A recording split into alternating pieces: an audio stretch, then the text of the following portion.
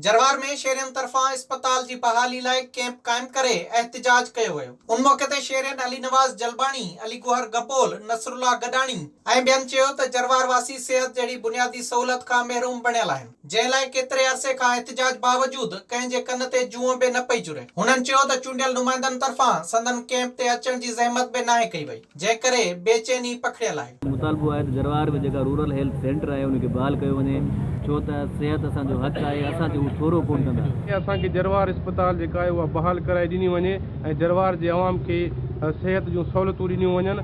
असांजी जेका जदोजहद आहे उहा अस्पताल जी बहाली ताईं जारी रहंदी। असां वत वारनि खां मुतालबो कयूं था जो जरवार अस्पताल बहाल करे अवाम खे सेहत जी सहूलियत ॾिनी वञे।